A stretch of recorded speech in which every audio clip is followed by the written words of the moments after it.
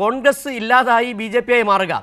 ഇവിടെ BJPക്ക് അധികം പണിപ്പെടേണ്ടി വരുന്നില്ല നിലവിൽ. ഇന്നത്തെ കോൺഗ്രസ് കഴിഞ്ഞ തവണ മുൻപ് പറഞ്ഞുകൊണ്ടിരുന്ന നാളത്തെ BJP എന്നാണ്. ഇപ്പോൾ ഇന്നത്തെ കോൺഗ്രസ് ഇന്നത്തെ BJP തന്നെ മാറുന്ന കാഴ്ച രതീഷ് ചക്രപാണി ചൂണ്ടിക്കാട്ടിയത് 1986-ൽ രാജീവ് ഗാന്ധിക്ക് പറ്റിയ വലിയ ചരിത്രപരമായ പിഴവ്, സമാനമായ സാഹചര്യമാണ് ഇന്നത്തെ തന്നെയാണ് അദ്ദേഹം ചൂണ്ടിക്കാട്ടുന്നത്. താങ്കൾ പറഞ്ഞു നിർത്തിയെടുത്ത് തന്നെ വീണ്ടും തുടങ്ങാം.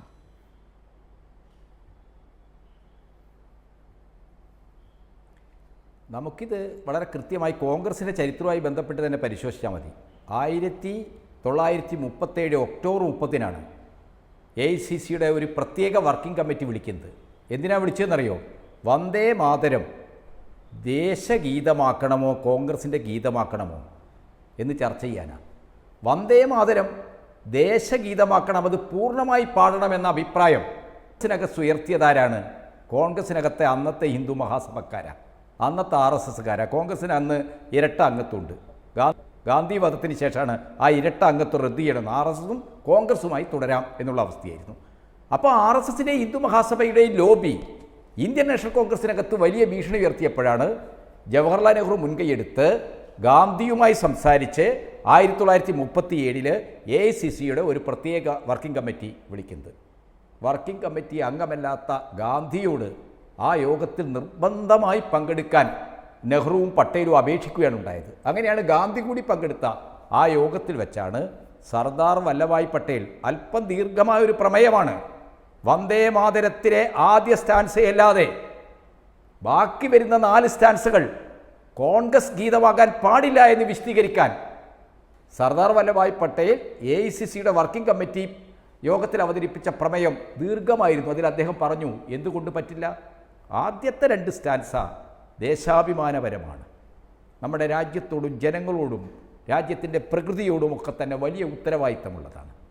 പക്ഷെ ബാക്കി വരുന്ന വരികൾ ഒരു പ്രത്യേക മതത്തിൻ്റെ മൂർത്തികളെ, ദൈവങ്ങളെ സ്തുതിക്കുന്നതാണ്. നമ്മുടെ ഇതുപോലുള്ള മുസ്ലിങ്ങളും മറ്റ് മതവിഭാഗക്കാരുമൊക്കെയുള്ളൊരു സമൂഹത്തിനകത്ത് അവർക്ക് ഈ ഗാനം പാടാൻ കഴിയില്ല. നമ്മുടെ മുസ്ലിം സുഹൃത്തുക്കൾ ഈ അഭിപ്രായം ഉയർത്തിയിട്ടുണ്ട്. അതുകൊണ്ട് വന്ദേ മാതരത്തിൻ്റെ ആദ്യ സ്റ്റാൻസ മാത്രമേ ഇന്ത്യൻ നാഷണൽ കോൺഗ്രസ് അതിൻ്റെ ഗീതമായി അംഗീകരിക്കുന്നുള്ളൂ എന്ന് വ്യക്തമാക്കി ആ പ്രമേയം. ആ പ്രമേയത്തെ തന്നെയാണ് നമ്മുടെ ഭരണഘടനാ അസംബ്ലി വന്ദേ മാതരത്തെ ദേശഗീതമാക്കുമ്പോൾ അടിസ്ഥാനമാക്കിയത്. ഇതൊക്കെ എല്ലാവർക്കും അറിയാവുന്ന ചരിത്ര സത്യങ്ങളാണ്. പക്ഷേ ഇപ്പോൾ RSSകാർ മതാത്മകമായ ഒരു രാഷ്ട്രഭക്തി ഉണ്ടാക്കണം, വളരെ ഭക്തിമസൃണമായ വൈകാരികമായ വാക്കുകളും രൂപകങ്ങളുമൊക്കെ ഉപയോഗിക്കുന്ന ഗീതങ്ങൾ പാടണം. RSS അതിൻ്റെ ശാഖയിൽ പാടുന്ന ഗണഗീതങ്ങളുണ്ടല്ലോ, നമസ്തേ സദാവത്സലേ എന്നൊക്കെ പറയുന്ന ആ ഗണഗീതങ്ങൾക്ക് സമാനമായ രൂപകങ്ങളും വാക്കുകളും ഭാഷാശൈലിയൊക്കെയുള്ള ഭാഗമാണേത് ഈ വന്ദേ മാതരത്തിൻ്റെ അവസാനത്തെ 4 വരികളെന്ന് പറയുന്നത്. ആ വരികൾ മതാത്മകമായ ഹൈന്ദവ മൂർത്തികളെ, ഹൈന്ദവ ദേവികളെ സ്തുതിക്കുന്നതാണ്. അത്തരത്തിലുള്ള കീർത്തനം നമ്മുടെ ദേശഗീതമാകാൻ പാടില്ല എന്ന് ഇന്ത്യൻ നാഷണൽ കോൺഗ്രസ് ഉൾപ്പെടെയുള്ള പാർട്ടികൾ എടുത്തതാണ്. ഇന്ദിരാഗാന്ധിയുടെ കാലത്ത് എമൻമെൻറ്റ് ചെയ്ത് ദേശഗീതത്തിന്, ജനഗണമനക്കും മറ്റ് ദേശഗീതങ്ങൾക്കും വലിയ ആദരവും സംരക്ഷണവും കൊടുക്കാനുള്ള തീരുമാനമെടുത്തപ്പോഴും അതിൻ്റെ ആദ്യത്തെ സ്റ്റാൻസ മാത്രമേ പാടാൻ പാടുള്ളൂ എന്നാണ് പറഞ്ഞത്. ഇപ്പം കോൺഗ്രസ്സുകാർക്ക് തങ്ങൾ തന്നെ അംഗീകരിച്ച, തങ്ങളുടെ തന്നെ അംഗീകൃത തത്വങ്ങളുണ്ടല്ലോ, മതനിരപേക്ഷതയിൽ അധിഷ്ഠിതമായ ഒരു രാജ്യത്തിൻ്റെ ബഹുസ്വരതയെ ഉൾക്കൊള്ളുന്ന തത്വങ്ങൾ. ആ തത്വങ്ങൾ ഒരു പ്രശ്നമല്ലാതായിരിക്കുന്നു. RSSൻ്റെ താല്പര്യങ്ങൾക്ക്, കേന്ദ്ര സർക്കാരിൻ്റെ താല്പര്യങ്ങൾക്ക്, അവരുടെ ഇംഗിതങ്ങൾക്ക് അറിയാതെ വഴങ്ങിക്കൊടുക്കുകയാണ്. ഇവിടെ രതീഷ് സൂചിപ്പിച്ചതുപോലെ VD സതീശൻ എന്തുകൊണ്ടാണ് അത് പാടാതിരുന്നതെന്ന് പറഞ്ഞാൽ ഇവിടുത്തെ മതനിരപേക്ഷ ജനാധിപത്യ അതിൻ്റെ വാൻകാടായിട്ടുള്ള ഇടതുപക്ഷത്തെ രാഷ്ട്രീയത്തെ ഭയപ്പെട്ടിട്ടാണ്. വെറും വോട്ട് വേഗ് മാത്രമല്ല രതീഷേ, അതിലപ്പുറത്തെന്താണ്, ഇതിനെ അതിശക്തമായി പ്രതിരോധിക്കുന്ന ഇടതുപക്ഷം എന്ന മുന്നണിപ്പടയുണ്ട് കേരളത്തിൽ.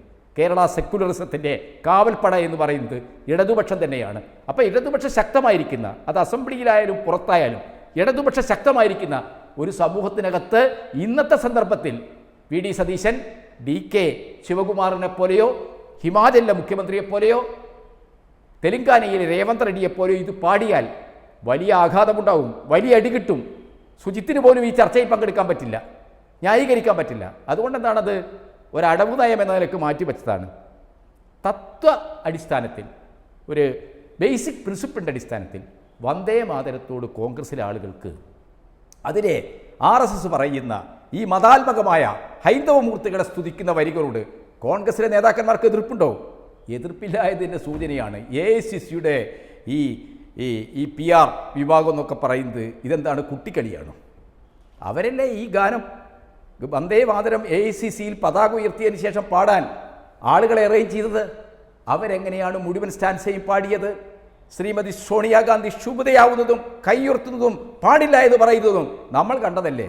എന്നിട്ട് യാതൊരു ഉളുപ്പുമില്ലാതെ ജയറാം രമേശിനെ പോലുള്ള കോൺഗ്രസ് നേതാക്കൾ, AICC വക്താക്കൾ പറയുകയാണ് സോണിയാഗാന്ധി കൈ കാണിച്ചത് കസേര കൊണ്ടുവരാണെന്ന്. ഈ ദൃശ്യങ്ങൾ നമ്മളെല്ലാം കണ്ടതല്ലേ. അപ്പോൾ അതിൻ്റെ അർത്ഥം എന്ന് പറഞ്ഞു കഴിഞ്ഞാൽ തത്വാധിഷ്ഠിതമായി പ്രത്യയശാസ്ത്രപരമായി RSSൻ്റെ ഇത്തരം ഗണഗീതങ്ങൾക്ക് സമാനമായ വന്ദേ മാതരത്തിലെ വരികളോട് കോൺഗ്രസ്സിനൊരു നിലപാടില്ല. അവർക്ക് ഭരണമുള്ള എല്ലാ സംസ്ഥാനങ്ങളിലും അത് പാടി. സങ്കടകരമെന്ന് പറയട്ടെ, AICCയുടെ ആസ്ഥാനത്തും അത് പാടി. ജവഹർലാൽ നെഹ്റുവിൻ്റെ അധ്യക്ഷതയിൽ 1937 ഒക്ടോബർ 30 ചേർന്ന AICC വർക്കിംഗ് കമ്മിറ്റി യോഗം കോൺഗ്രസിൻ്റെ ഗീതമായി പാടാൻ പാടില്ലെന്ന് കൽപ്പിച്ച 4 സ്റ്റാൻസയും പാടി. നെഹ്റുവിനെയും പട്ടേലിനെയും മൗലാന അബ്ദുൽ കലാം ആസാദിനെയും മഹാനായ നമ്മുടെ ഗാന്ധിയെയും അപമാനിച്ചിരിക്കുകയാണ് കോൺഗ്രസിൻ്റെ AICC ഓഫീസിലെ PR വിഭാഗം. അവരെ പുറത്താക്കുമോ? അവർക്കെതിരായി നടപടിയെടുക്കുമോ? അതൊരു പിഴവാണെന്ന് പറയുമ്പോൾ അവർക്കെതിരായി നടപടിയെടുക്കുമോ എന്നുള്ള കാര്യം കോൺഗ്രസ് നേതാക്കൾ വ്യക്തമാക്കേണ്ടതാണ്. യെസ് KT, അതായത് രജിൻ ചർച്ചയുടെ തുടക്കത്തിൽ പറഞ്ഞൊരു കാര്യമുണ്ട്. അതായത് ഈ BJPയുടെ അജണ്ടകളിൽ ചെന്ന് ഇടതുപക്ഷം വീണ് കൊടുക്കരുത്. ആ ഉദ്ദേശിച്ചത് എന്താണെന്ന് എനിക്ക് മനസ്സിലായില്ല. ഇവിടെ ഈ അജണ്ടയിൽ വീഴാതിരുന്നത് ഇടതുപക്ഷം മാത്രമാണ്. അത് കേരളത്തിൽ ശക്തമായ ഇടതുപക്ഷം ഉള്ളത് കൊണ്ട് തന്നെയാണ് ഇവിടെ പാടാൻ പറ്റാതിരുന്നത്.